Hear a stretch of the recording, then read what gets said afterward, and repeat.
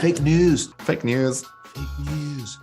No, it's very Fox News.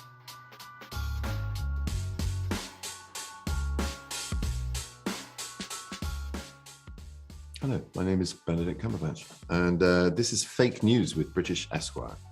In a bid to correct some of the outrageous falsehoods and blatant untruths about me on the internet and elsewhere, I'm going to read out a series of statements, and then I'll tell you if they're true or if, in point of fact, they are fake news.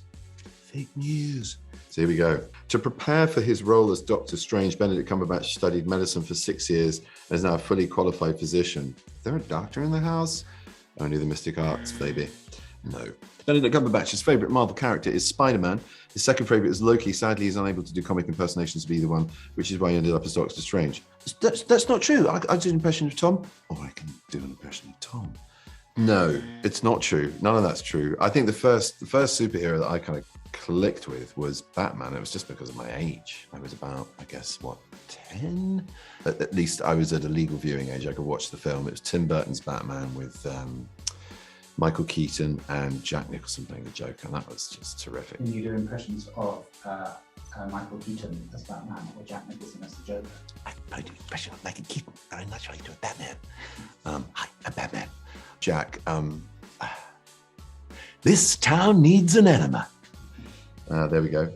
Benedict Cumberbatch only accepted the role of Dr. Jonathan Strange on the condition that he would wear a magician's beard, believing that every man looks 30% better with a manicure goatee. Not true, because the character's name is Dr. Stephen Strange.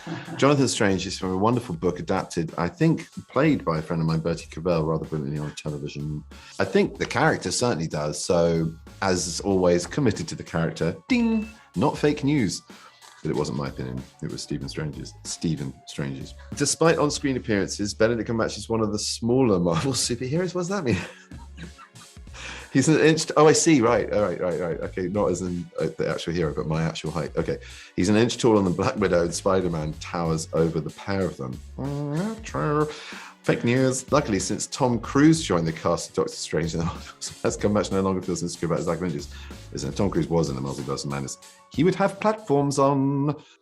Benedict Cumberbatch's signature scent is Eau de Monsieur by Goutal. I mean, how people know this about me, I must have said it at some point, but, you know, we're talking to a Esquire here. So, yes, that is my favourite scent. I haven't been able to find any for a while. So, Goutal, if you're listening to this, send us a squirt. He describes it as incredibly light and airy, perfect for daytime, the office, or after the gym. Is that on the internet? Does it? Yeah. I mean, you know, I think someone from Goutal wrote that. So I prefer a kind of a fresher, more citrusy, bergamonty note, sandalwood if it has to be a little bit richer, but I prefer something fresher, more citrusy than something musky. And having worked in the perfumeries Penhaligon's for a while, that's why I talk about it as if I know what I'm saying.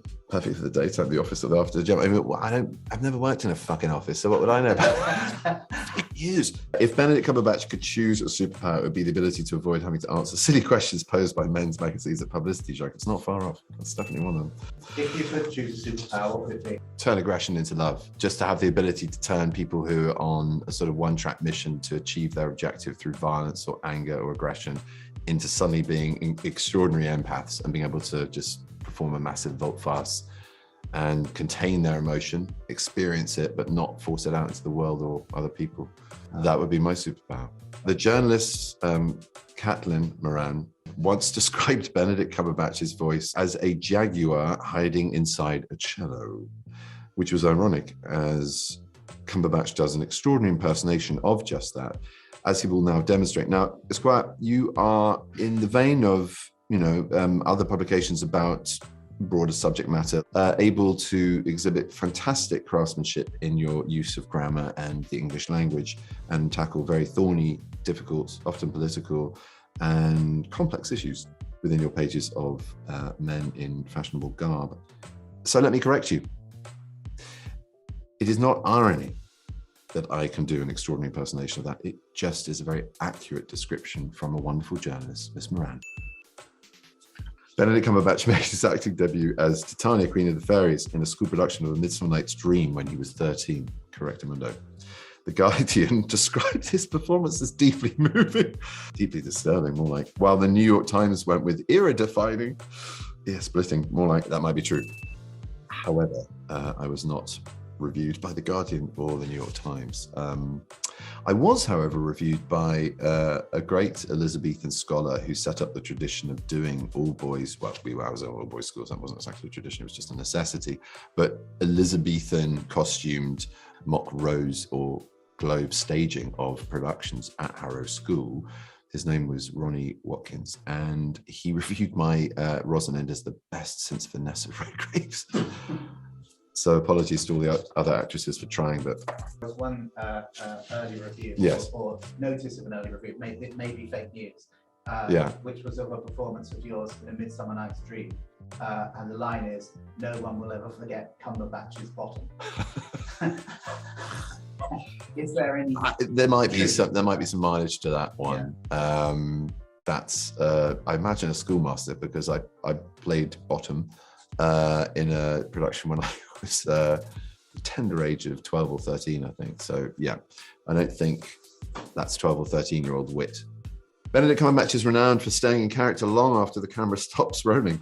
The person reading these cards is not an actor. He's a wealthy rancher in 1920s Montana, famous detective, the Prince of Denmark, a posh drug addict, a World War II codebreaker, a man-eating tiger, Julian Assange, Smaug the Dragon, all of the above. He has no idea who he really is anymore.